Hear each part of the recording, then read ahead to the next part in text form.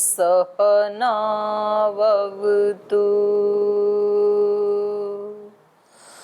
सहनौ भुनक्तु सह वीर्यङ्करवावहै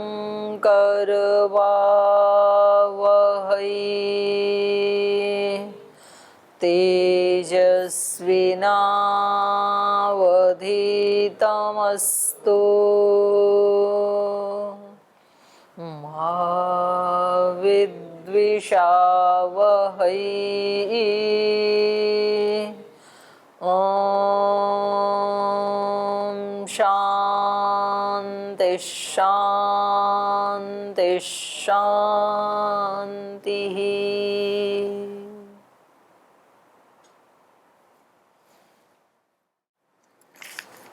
योग दर्शन के द्वितीय साधन पाद में संयोग का स्वरूप पढ़ रहे थे कल हम। उससे पहले हमने दृश्य को जाना, दृष्टा को जाना। दृश्य क्या है, दुख क्या है, हेयम दुखम। दुख का हेतु क्या है, हेय हेतु क्या है, दृष्टि दृश्य संयोग हेय हेतु। तो दृष्टि और दृश्य दो शब्द आए ना। तो दृश्य क्या है,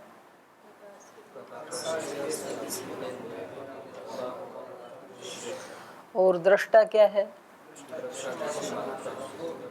दृष्टा दृश्य मात्र शुद्धोपि। और संयोग क्या है, स्वस्वामी शक्त्यो स्वरूपोपलब्धि हेतु संयोग। स्वशक्ति और स्वामी शक्ति के स्वरूप की उपलब्धि का जो हेतु है वो संयोग है। तो यहाँ अलग अलग जो विद्वान हैं उन्होंने इस संयोग के बारे में अपनी अपनी अलग अलग धारणाएं रखी। तो 5 तक हमने पढ़ा था, है ना। कुछ कहते हैं गुणों का अधिकार ही संयोग है, कुछ कह रहे हैं प्रधान चित्त की उत्पत्ति न होना अर्थात ऋतंभरा प्रज्ञा उत्पन्न नहीं हुई, ये ही संयोग है। जब वो उत्पन्न हो जाएगी तो संयोग हट जाएगा। गुण जब साधिकार हो जाएंगे तो संयोग हट जाएगा। गुणों का अधिकार होना ही संयोग है। तो ऐसे समझ रहे हैं ना आप अलग अलग। तीसरे ने क्या कहा था, अर्थवत्ता गुणानाम। अर्थवत्ता माने पुरुषार्थ युक्तता। गुणों की पुरुषार्थ युक्तता ही संयोग है। जब पुरुषार्थता से ये मुक्त हो जाएंगे तो संयोग भी नहीं रहेगा। और चौथे में बताया था विद्या स्वचित्तेन सह निरुद्धा। अविद्या जो है वो अपने चित्त के साथ ही निरुद्ध हो जाती है प्रलय अवस्था में, गुणों में। और स्वचित्तस्य उत्पत्ति बीजम, और अपने चित्त के साथ ही उत्पन्न हो जाती है वो अविद्या। तो यही संयोग है। तो इसी को, ये जो विचार है ना चौथे वाला, इसी को ही उचित माना है इन सब में, सबसे ज्यादा उचित। अविद्या स्वचित्तेन सह निरुद्धा स्वचित्तस्य उत्पत्ति बीजम। तो इसको ही वो सिद्धांत माना है इन्होंने। 5वां था संयोग क्या है, स्थिति संस्कार का क्षय और गति संस्कार की अभिव्यक्ति। ये दोनों होंगे तभी उसको दृश्य कहेंगे, तभी संयोग कहलाएगा। क्योंकि अगर केवल स्थिति ही रहे, विकार हो ही नहीं, तो उसको प्रधान कैसे कहेंगे। और केवल अभिव्यक्ति ही बनी रहे तो भी वो प्रधान नहीं होगी, क्योंकि सदा नित्य ही अभिव्यक्ति बनी हुई है। और ऐसे ही कारणांतरेषु अपि कल्पितेषु एव समानश्चर्च। और दूसरे जो इसके महतत्व अहंकार आदि हैं, इसमें भी समान रूप से यही नियम लागू है कि वो भी एक दूसरे की दृष्टि से कारण कार्य या प्रधान इसीलिए माने जाते हैं क्योंकि उसमें लय भी होता है और अभिव्यक्ति भी होती है। जैसे एकादश इंद्रियों का 5 तन्मात्राओं का अहंकार में लय भी होता है और अहंकार से ही उत्पत्ति भी होती है। तो इनकी दृष्टि से अहंकार प्रधान हो गया। आगे कह रहे हैं छठा मत जो है, दर्शन शक्ति रेव अदर्शनम इति एके। कुछ विद्वान कहते हैं कि ये जो दर्शन शक्ति है, दर्शन शक्ति का मतलब है यहाँ पर दृश्य बुद्धि, दृक् शक्ति, दर्शन शक्ति, दो शब्द आए थे ना, तो यहाँ दर्शन शक्ति का मतलब है बुद्धि। ये बुद्धि क्या है? अदर्शनम। बुद्धि ही अज्ञान है, अविद्या है। दर्शन शक्ति रेव अदर्शनम इति। क्यों? प्रधानस्य आत्मख्यापनार्थ प्रवृत्ति रीति। प्रधान की प्रवृत्ति क्यों होती है? सत्वरजतम जो त्रिगुण है, प्रधान या मूल प्रकृति, उसकी प्रवृत्ति क्यों होती है? आत्मख्यापनार्थ, अपने आप को अभिव्यक्त करने के लिए। वो अपने आप को अभिव्यक्त करना चाहती है, तो इसलिए उसकी प्रवृत्ति होती है। इति श्रुते, ऐसा सुना जाता है। सर्वबोध्य बोध समर्थः प्राक् प्रवृत्तेः पुरुषो न पश्यति। सर्वबोध्य बोध समर्थः, सब विषयों का बोध या ज्ञान में जो समर्थ है वो कौन है? पुरुषः। सर्वबोध्य बोध समर्थः पुरुषः प्रवृत्ते प्राक् न पश्यति। जब तक इसकी अभिव्यक्ति ना हो मूल प्रकृति की, तब तक वो कुछ भी देख नहीं सकता है। यद्यपि वो सब विषयों का बोध करने में समर्थ है पुरुष, लेकिन तो भी वो समर्थ होते हुए भी तब तक नहीं देख सकता है जब तक कि प्रकृति की प्रवृत्ति ना हो। अर्थात जब तक उसको बुद्धि रूपी इंस्ट्रूमेंट ना मिले तब तक नहीं देख सकता है। क्योंकि पहले ही बता दिया ना कि पुरुष कैसा है? बुद्धे प्रतिसंवेदी, क्योंकि वो बुद्धि का प्रतिसंवेदी है। तो जो कितना भी कोई समर्थ होता है उसमें कोई ना कोई असमर्थता भी होती है। तो इसलिए कितना भी समर्थ होने पे व्यक्ति को अहंकार नहीं आना चाहिए। जैसे राजा समर्थ है, लेकिन समर्थ होते हुए भी अपने गुप्तचरों की दृष्टि से तो उनके डिपेंडेंट है, उनके पराधीन है। गुप्तचर जो बताएंगे वो ही राजा को पता चलेगा। वो अपने आप सब जगह जाके नहीं देख सकता है। अब सिस्टम में क्या क्या हो रहा है तो वो सिस्टम ही तो बताएगा। क्या मोदी जी एक एक जिले में जाके देख सकते हैं? क्या नहीं देख सकते हैं। संगठन में कहाँ कहाँ क्या क्या हो रहा है वो जिला प्रभारी, राज्य प्रभारी, तहसील प्रभारी, केंद्रीय प्रभारी, वो सब बताएंगे ना महाराज जी को। स्वयं हर जगह तो नहीं जा सकते हैं। तो समर्थता में कहीं ना कहीं असमर्थता भी होती है। जैसे भगवान सर्व समर्थ है, अब भगवान में ये सामर्थ्य नहीं है कि वो अपराध करने वालों से दूर भाग जाए कहीं, क्योंकि वो सर्वव्यापक है, कहीं जा सकता ही नहीं है। वो अपराध करने वालों को अपने से दूर कर दे, ये सामर्थ्य भगवान में भी नहीं है। भगवान उनके भी अंदर ही है, उनसे दूर हो नहीं सकता है कभी भी। तो कितनी अच्छी बात है। देखो, चाहे कितना भी कोई व्यक्ति अपराधी है तो भी भगवान उससे दूर कभी हटता नहीं है, क्योंकि भगवान में ये सामर्थ्य ही नहीं है। इंसान तो भगवान से दूर जा सकता है, इंसान भी भगवान से दूर नहीं जा सकता है, क्योंकि जहां जाएगा वहां भगवान है ही। तो चलिए, सर्वबोध्य बोध समर्थः प्राक् प्रवृत्ते पुरुषो न पश्यति। सर्व कार्य करण समर्थः दृश्यम तदा न दृश्यते इति। और कह रहे हैं सर्व कार्य कारण समर्थम दृश्यम, सबका कार्य और कारण होने में जो समर्थ है ऐसा जो दृश्य है, तदा न दृश्यते, तदा कदा, जब तक प्रवृत्ति ना हो प्रकृति की तब तक ये दृश्य भी नहीं देखा जा सकता है। न दृश्यते, ये छठा हो गया। सातवां है उभयस्य अपि अदर्शनम धर्म इति एके। कुछ दार्शनिक कहते हैं कि ये अदर्शन, अविद्या जो है, ये दोनों का धर्म है। दोनों का मतलब प्रकृति और पुरुष दोनों का धर्म है। कैसे? तत्र इदं दृश्यस्य स्वात्मभूतम अपि पुरुष प्रत्यक्षयापेक्षम दर्शनम दृश्य धर्मत्वेन भवति। इदं दृश्यस्य स्वात्मभूतम अपि, बोले इस दृश्य का स्वात्मभूतम अपि, अपना निजी रूप होते हुए भी दृश्य का, वैसे तो इसका अपना निजी रूप भी तभी होता है जब चेतन इसके साथ जुड़ जाता है। स्वात्मभूतम अपि पुरुष प्रत्ययापेक्षम, यद्यपि इसका जो स्थूल रूप है वो तो त्रिगुण का अपना ही है, लेकिन पुरुष की चेतनता की इसको अपेक्षा है। तो वही कह रहे हैं, पुरुष प्रत्ययापेक्षम दर्शनम दृश्य धर्मत्वेन भवति, दृश्य के धर्म के कारण होता है ये। तथा और वैसे ही पुरुषस्य अनात्मभूतम अपि, और पुरुष का अपना कोई निजी रूप नहीं है। जैसे प्रकृति का रूप है, ऐसे पुरुष का तो अपना कोई रूप है नहीं, स्थूल रूप। पुरुषस्य अनात्मभूतम अपि दृश्य प्रत्यापेक्षम, वो पुरुष प्रत्यापेक्ष है। दृश्य, उसको चेतनता की जरूरत है, और चेतन को अचेतन की जरूरत है, प्रकृति की जरूरत है, क्योंकि इसका अपना कोई निजी धर्म या निजी रूप स्वरूप न होते हुए भी दृश्य प्रत्ययापेक्षम। तो दोनों को दोनों की आवश्यकता है ना, एक अंधा है और दूसरा लंगड़ा है। तो जो अंधा व्यक्ति है वो लंगड़े को कंधे पे बिठा लेता है, तो वो कंधे पे बैठ के रास्ता बताता रहता है, इधर इधर चलो, वो चलता रहता है। एक के पास आंख नहीं है, दूसरे के पास पैर नहीं है। आंख किसके पास नहीं है? प्रकृति के पास। पैर किसके पास नहीं है? पुरुष के पास, क्योंकि उसके पास ज्ञान नहीं है ना, तो चक्षु ज्ञान का प्रतीक है, तो वो तो अंधी है प्रकृति तो। और पुरुष कैसा है? पंगु है, क्योंकि उसका अपना तो कोई रूप है नहीं।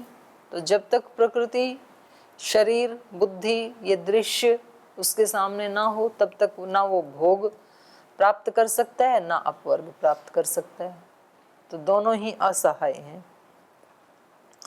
तथा पुरुषस्य अनात्मभूतम अपि दृश्य प्रत्ययापेक्षम पुरुष धर्मत्वेन एव अदर्शनम अवभाषते।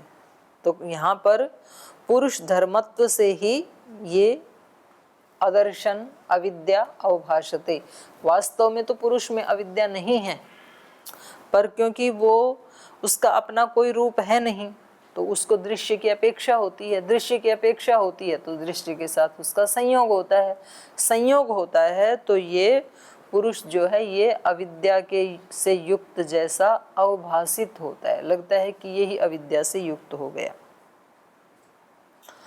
8वां कह रहे हैं, दर्शन ज्ञानम एव अदर्शनम इति केचित अभिधीयते। कुछ लोगों का कहना है दर्शन ज्ञानम एव, दर्शन ज्ञान का मतलब है जो 5 विषयों का ज्ञान है, 5 विषयों का ज्ञान ही अदर्शनम अविद्या है। इति केचित अभिधीयते, ऐसा कुछ विद्वानों का मानना है। तो इत्तेते शास्त्रगता विकल्पाः, तो संयोग को लेकर के ये 8 शास्त्रगत विकल्प हैं। तत्र विकल्प बहुत्वम एतत् सर्व पुरुषाणाम गुणानाम संयोगे साधारण विषयम। तो ये जो बहुत सारे विकल्प थे, तत्र विकल्प बहुत्वम एतत् सर्व पुरुषाणाम गुणानाम, सभी पुरुषों के समान रूप से गुणों के साथ जो संयोग है, उस संयोग के विषय में गुणानाम संयोगे साधारण विषयम, साधारण रूप से माने पुरुष बुद्धि के साथ जुड़ता है, जो संयोग होता है उसका क्या स्वरूप है, ये अलग अलग मत थे। तो इनमें जो वैदिक धर्म में या जो सभी दर्शनों में सर्वसम्मत जो माना जाता है, वो संयोग का रूप चौथे वाला जो विकल्प था वो माना गया है। क्या माना गया था? अविद्या स्वचित्तेन स निरुद्धा स्वचित्तस्य उत्पत्ति बीजम। प्रलय अवस्था में चित्त के साथ ही अविद्या चली जाती है, सृष्टि में नए चित्त के साथ ही वापस आ जाती है। तो इसका कोई आदि नहीं है, ये अविद्या कब हमारे से युक्त हो गई थी, संयोग से हम कब युक्त हो गए थे। तो संयोग कब से चल रहा है? अनादि काल से, अनादि स्रोत से। ये पीछे भी आया था। तो हमने दृश्य पढ़ा, दृष्टा पढ़ा और संयोग पढ़ा। दृष्टि दृश्यो संयोगः हे हेतु, 3 शब्द आए थे ना। अब ये संयोग होता क्यों है, तो उसके बारे में और अगले सूत्र में बता रहे हैं। यस्तु प्रत्यक्ष चेतनस्य स्वबुद्धि संयोगः, ये जो एक प्रत्यक्ष चेतनस्य, चेतनात्मा का स्वबुद्धि संयोग, अपनी बुद्धि के साथ जो संयोग होता है वो क्यों होता है? संयोग तो अनादिकाल से है, ये हमने जाना, पर यह संयोग हुआ क्यों वो बता रहे हैं। तो कहा तस्य हेतु अविद्या। उस संयोग का हेतु क्या है? अविद्या। अविद्या के कारण जुड़ जाता है, अज्ञान के कारण जुड़ जाता है। अज्ञान क्या है? विपर्य ज्ञान वासना इत्यर्थः। विपर्य ज्ञान की जो वासना है, विपर्ययो मिथ्या ज्ञानम अतद्रूप प्रतिष्ठम, तो मिथ्या ज्ञान को ही अज्ञान कहा है, विपर्य कहा है। विपर्य ज्ञान वासना इत्यर्थ, विपर्य ज्ञान की वासना, मिथ्या ज्ञान की वासना, यही क्या है? अज्ञान है, अविद्या है। विपर्य ज्ञान वासना वासिता च न कार्य निष्ठाम पुरुष ख्यातिम बुद्धि प्राप्नोति।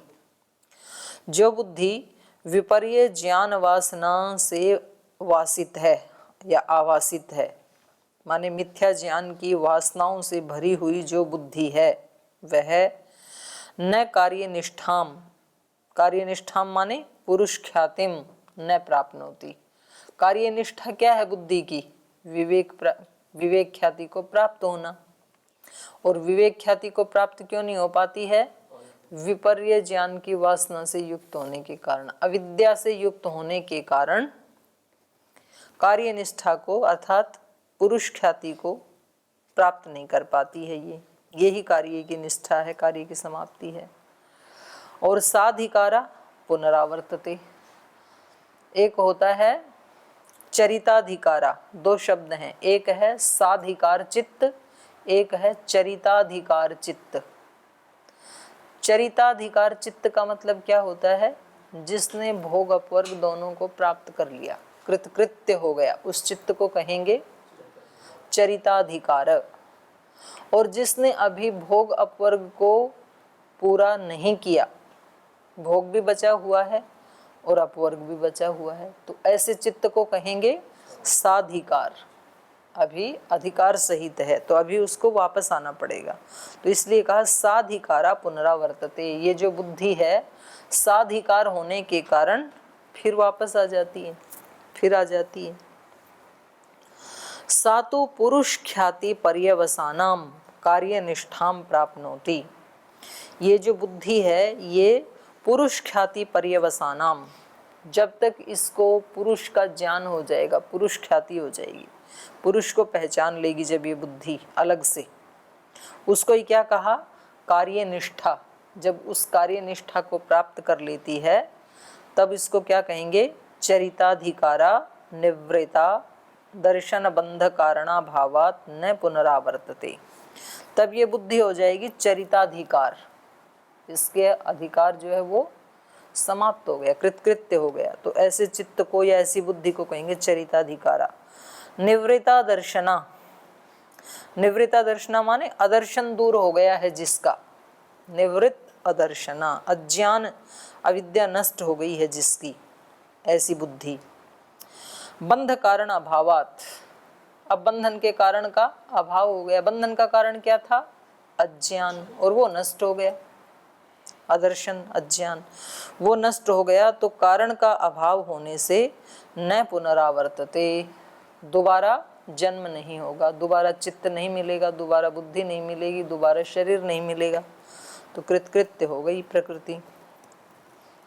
अत्र कश्चित षण्डकोपाख्यानेन उद्घाटयति, तो यहाँ किसी षण्डक के उपाख्यान से कुछ उद्घाटित करने की कोशिश की है, मतलब किसी पूर्व पक्षी का कथन है ये। षण्डक कहते हैं नपुंसक व्यक्ति को। मुग्धया भार्यया अभिधीयते षण्डक आर्यपुत्र अपत्यवती में भगिनी किमर्थम ना हम इति। कोई भोली भाली कोई महिला अपने नपुंसक पति से पूछती है, हे आर्यपुत्र, मैं भगिनी अपत्यवती, मेरी बहन तो पुत्रवती हो गई है, किमर्थम ना हम, मैं क्यों नहीं हुई। सताम आह, तो वो उसको कह रहा है, मृतस्ते अहम अपत्यम उत्पादयिष्यामि इति, मरने के बाद मैं तुम्हारे लिए पुत्र उत्पन्न कर दूंगा। तदेवं विद्यमानं ज्ञानं चित्त निवृत्तिम न करोति विनष्टम करिष्यति इति का प्रत्याशा। तो ये इसको कहाँ जोड़ रहे हैं, ये कह रहे हैं जीते जी तो पुत्र उत्पन्न हुआ नहीं और मरने के बाद पुत्र उत्पन्न हो जाए, इसकी क्या आशा है, अर्थात कोई आशा नहीं। तो ऊपर क्या कहा गया था कि जब ये चित्त, ये बुद्धि कैसी हो जाएगी, निवृत्ता दर्शना, और बंध के कारण का अभाव होने से फिर दोबारा उत्पन्न नहीं होगी, माने अपवर्ग की प्राप्ति करा देगी।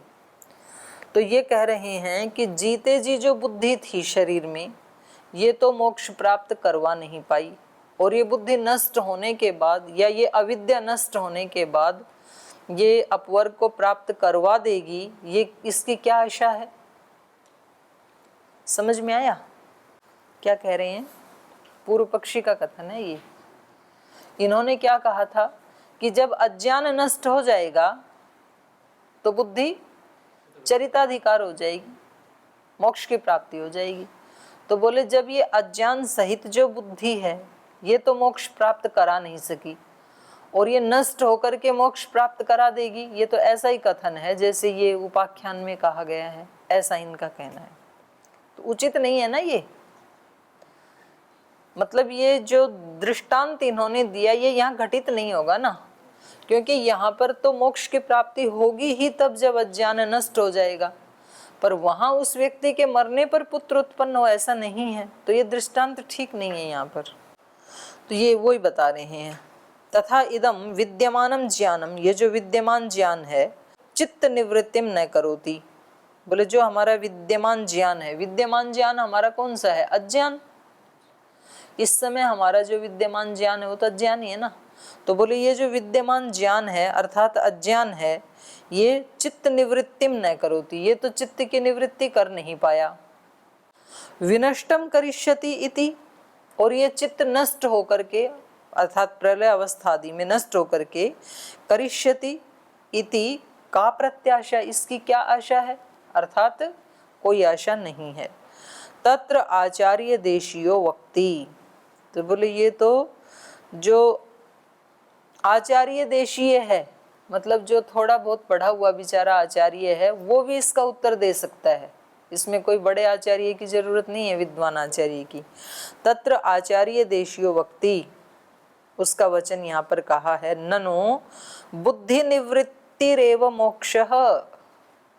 इनका कथन ये था ना कि ये बुद्धि जीते जीते तो मोक्ष दिला नहीं सकी, और ये नष्ट होकर के क्या मोक्ष दिला देगी, क्योंकि मोक्ष कब मिलता है, जब बुद्धि अपने कारण में लीन हो जाए, बुद्धि नष्ट हो जाए, तभी तो मोक्ष मिलेगा ना।